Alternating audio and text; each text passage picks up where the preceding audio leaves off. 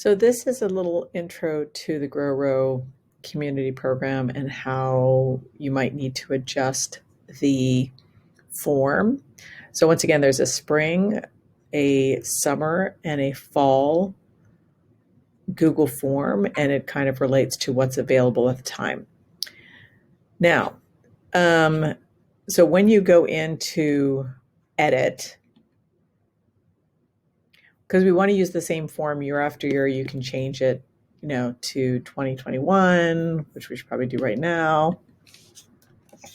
But it'll keep all of the people's information from before on the same thing. So you can see like last year who volunteered. And so we want to reach specifically out to those people saying, hey, one, just following through with them on how were they able to grow things, and, can they return seeds?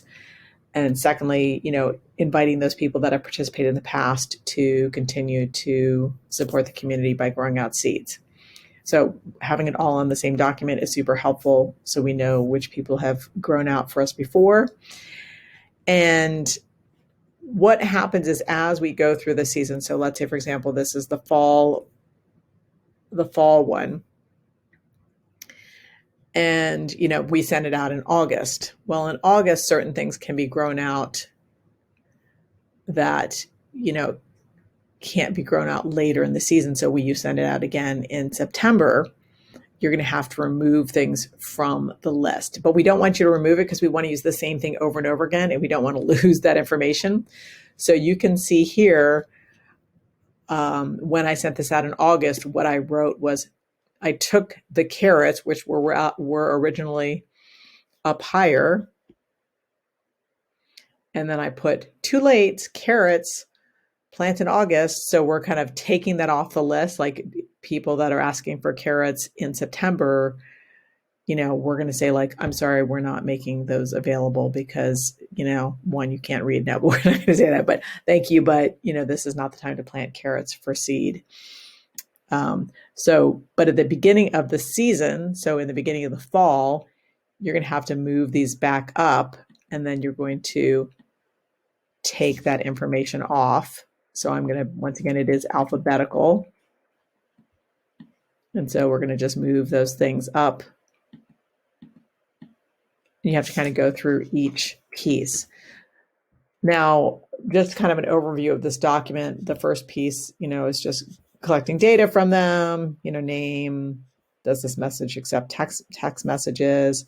The second piece is just making sure people understand the importance of biodiversity and that we're really asking them to commit to growing something all the way to seed, as opposed to like, oh, I'm going to give you a handful of beans and you're going to give me the same amount back. Like that is not the purpose of this program. It is really to like, are you willing to commit to grow something for the benefit of the community and not just return, the same amount or a little bit more than you were given, because that's really not going to facilitate making the volume of seeds that we need available for our community. Now, that being said, how this is broken down into requests is, telling people, for example, kale, collards, kohlrabi are all the same species. So you may only choose one of these things. So you can't say, oh, I want the collards and the kale and the kohlrabi, because if you let them all go to seed, they are all going to cross-pollinate and you're going to have a total mix. Now, we are not guaranteeing that these seeds are not going to cross-pollinate, but it's going to be less likely if they only grow one of this particular species. We can't really control for their neighbors and all that stuff, but we will at least minimize that they will not be contributing to that. So once again, if people do click more than one, you will need to say to them, thank you for picking multiple things. However, we're only going to provide one of them because they're the same species. Which one do you want to commit to? Also within here, let's just kind of look at something. So we're trying to inform people on this document. So for example, super collards plant August to September. And then we're also letting them know, it's one thing to plant something to eat. It's another thing completely different for most species to plant it all the way out to seed. So you're planting it in August or September, you're not going to get the seeds until May or June. So understanding that this is something you are making an extensive commitment to. Also, if something's unusual, we might put that in here. For example, the super collard was a locally found variety. It's massive leaves, needs to overwinter. Let at least 6 go to seed. You can harvest throughout the season. Once again, we put that these are all need to overwinter. When it comes to the next category, mustards, rutabagas, turnips, and or green onions, once again, these are not all the same species, but here I added in, it's too late for carrots, leeks, and parsley at this time, so I'm going to remove that piece of the message at this point, so we're not offering those seeds, so I'm going to take that off. But what you need to know is if you're monitoring this list, as we go through that particular season, you're going to add that list in and then make a note. Too late for spinach, too late for parsley, and kind of move them to the bottom so they're not as visible. Once again, don't remove them from the list so that next year we can just move it up, take off that information, and it's ready to go for the next season. So I won't go through all of that piece. And then a comment, and then don't choose anything below. So there were some categories that were just, in August. And so we moved them down below so that they were not visible they were visible to the public, but more clearly delineated that we're not offering these at that time.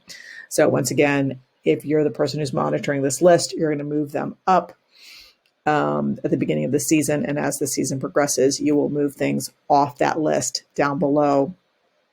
And once again, we're grouping things by species. So for example, daikon radish or some smaller variety of species of radish, like a French breakfast or something, those are in the same pod, saying you can only take one of these. So being clear, which of these categories, beets and charge, are the same species. You can only take one of these two. Where these were a bunch of different species. So they could click all that you are interested in. So each one of these is a different species. So they could click however many from this section that they wanted to. Okay.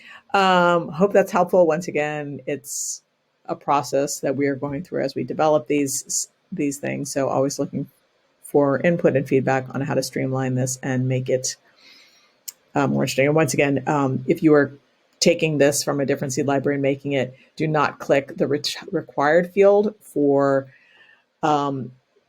these sections, because you don't want someone to have to, they can only fill in the form if you put required here, then they're going to have to click something from every single category. They may not want it, and you don't want people to be clicking things that they don't want. So make sure only for the information that you need, such as their name, their phone number, whatever personal data that you're collecting. Those are the required fields, and the other ones are not required.